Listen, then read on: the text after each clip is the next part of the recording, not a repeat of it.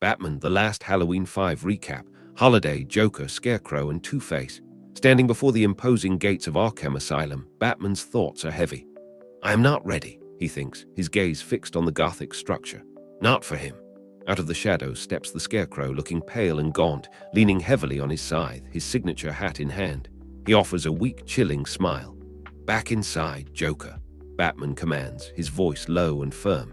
Scarecrow lets out a rasping chuckle. I don't think so, Batman. He waves a bony hand dismissively. I've got all these wonderful toys and I'm heading for the checkout. Just hours ago, Batman remembers, he was laid out on Alfred's surgical table, wounded. Scarecrow's voice echoes, brittle and confident. All you will accomplish is failure, he croaks, the words hanging in the cold air. Like every other time. Batman pushes through the pain, his mind fixed. My health cannot matter, he thinks.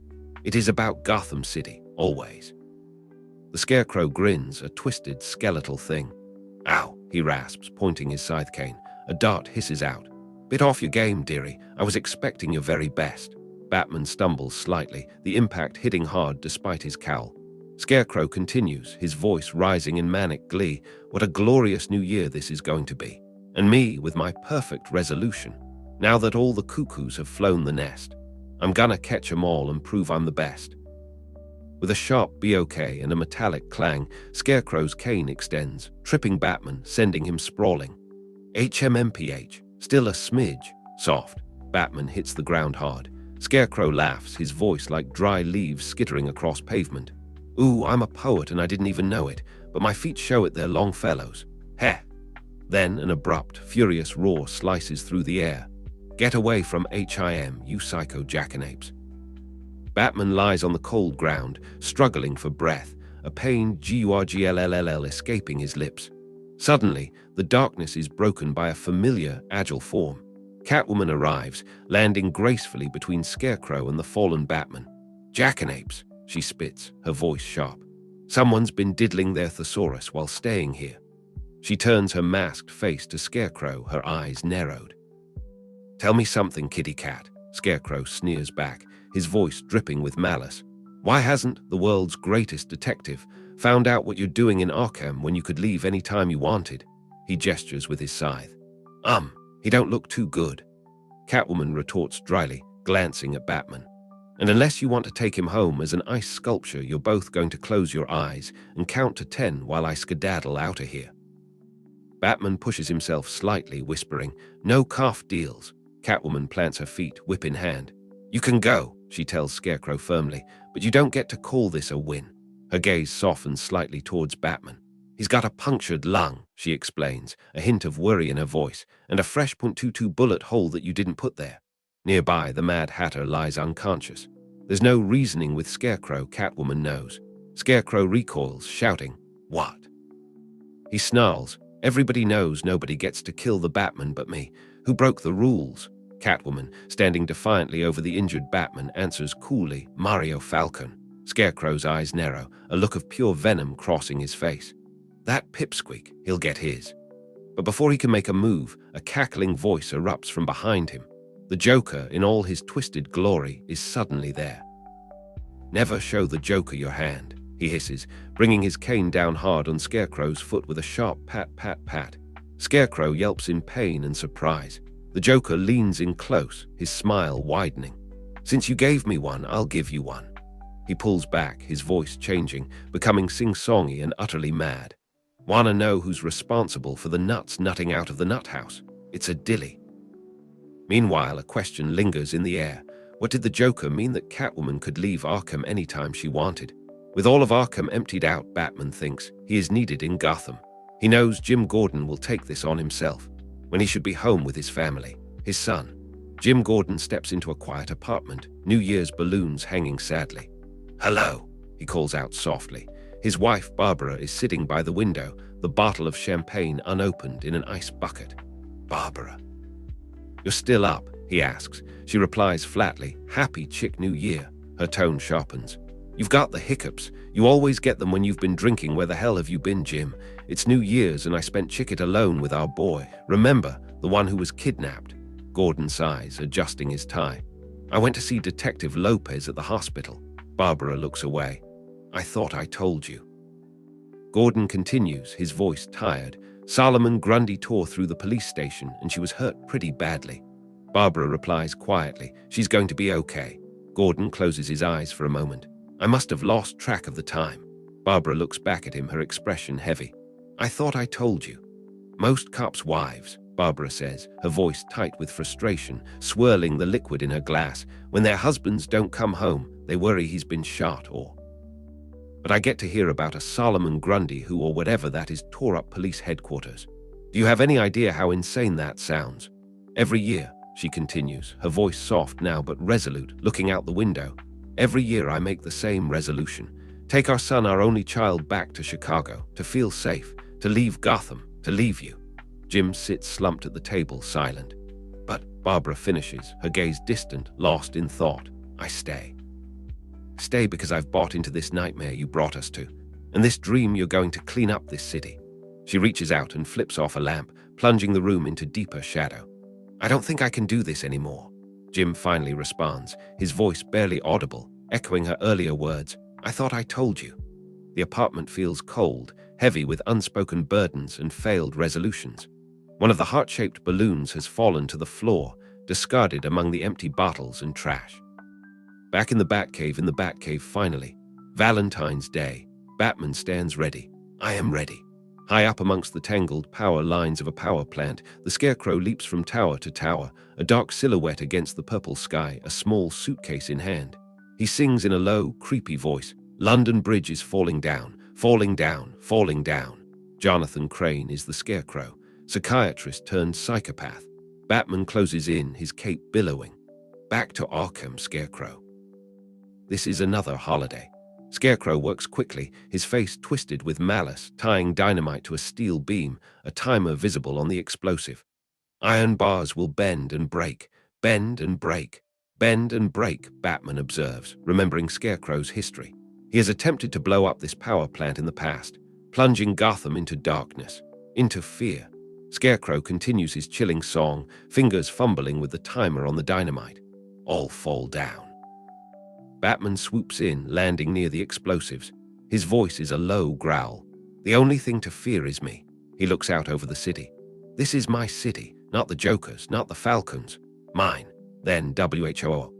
A massive explosion rocks the power plant, a wave of fire and smoke erupting outwards. But even through the chaos, another figure emerges, riding a dark horse with a manic grin plastered on his face. It's the Joker, dressed in a strange jockey outfit. He pulls the reins, halting the horse.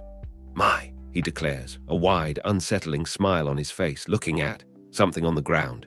Catwoman's gloved hand reaches down toward the debris-strewn ground. Fair, she says simply.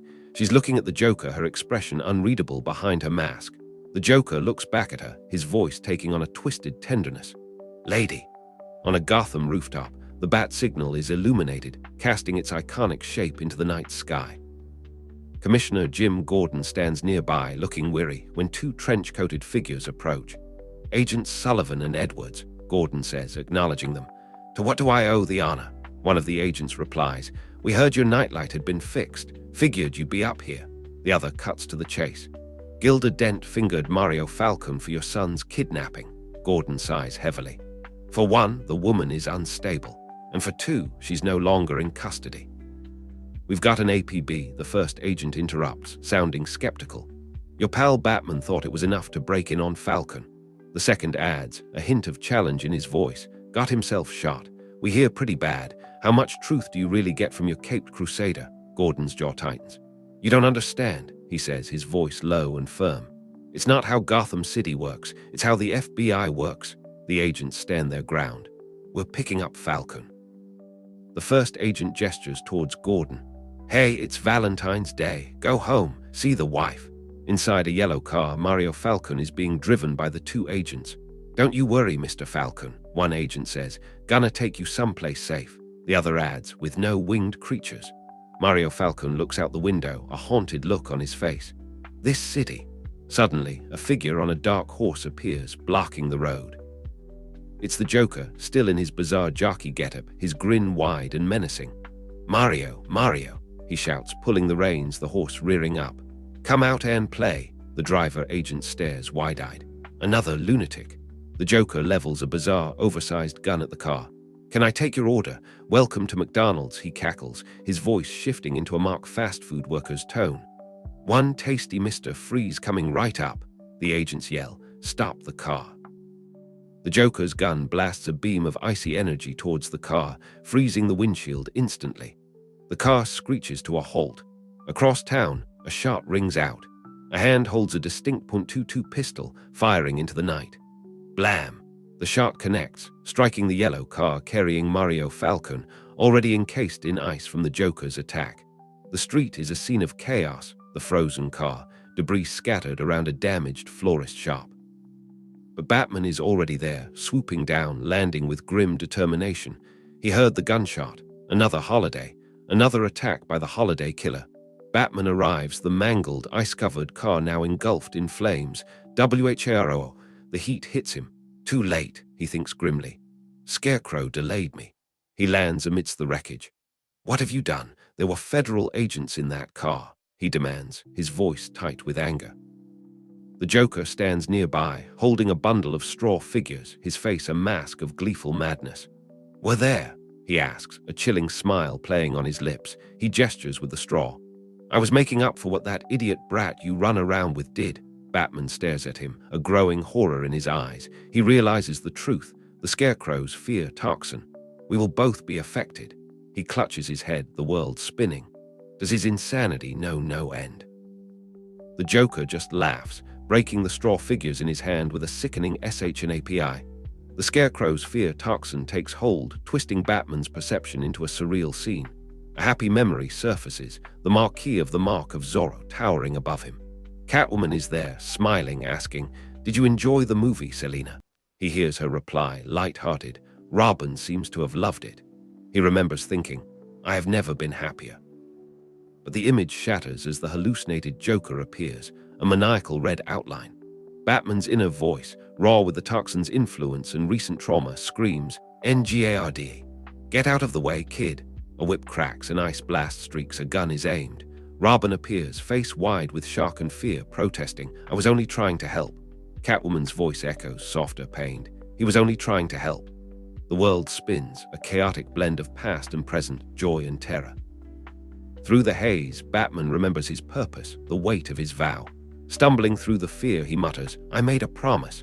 The fear toxin grips Batman's mind through the swirling haze of the fear toxin. Batman hears Catwoman's voice, clear and steady. "Robin," she calls. "I'm here, just let this stuff do its stuff." She kneels beside him, administering an antidote from a vial. I had stripped the Scarecrow of his antidotes, Batman thinks, the realization cutting through the fear. Robin appears in his distorted vision, telling him, "Gordon told us about Falcone," and the FBI Catwoman's voice is calm, reassuring. "Easy, you're coming out of it." Batman, still reeling, sees the Joker lying unconscious nearby, a twisted heap in the aftermath of the explosion. He manages a question directed at the fallen clown. "What do you want to do with the Joker?" Catwoman looks at the Joker's still form. He is still lost in the fear state. Batman pushes himself up, his voice strained. "Fear state? Is that why you kept screaming for me? What did you see?" He looks around the chaotic scene. "We are not done here." He stands, his resolve hardening. His inner thoughts turn back to Robin, heavy with guilt and fear. "I know I am hard on the boy, but it only takes one mistake. I cannot lose him too." He clutches a pistol tightly in his hand, his knuckles white. Batman recovers, aiming the Joker's stolen freeze ray at the burning, ice-encased car. HISSS, icing over the flames. "Put this stolen freeze ray to good use," he thinks, still shaking off the fear toxin. "No idea how long I was under Scarecrow's toxin. Have to get the fire out." He looks at the destroyed car and the damaged florist shop, strewn with debris and scattered valentines. He spots the taped .22 pistol lying on the ground. The FBI agents' bodies are still in the car. His gaze sweeps the wreckage. No sign of Falcone. The pieces click into place. The valentines, the taped .22. If Mario Falcone is not Holiday who took him. His eyes fall upon a single, delicate piece of green amongst the rubble. He picks it up, recognizing the leafy sprig. Ivy. Jim Gordon arrives home, spotting a taxi waiting outside. "I saw a taxi in the driveway," he says, bewildered. "What's happening here?"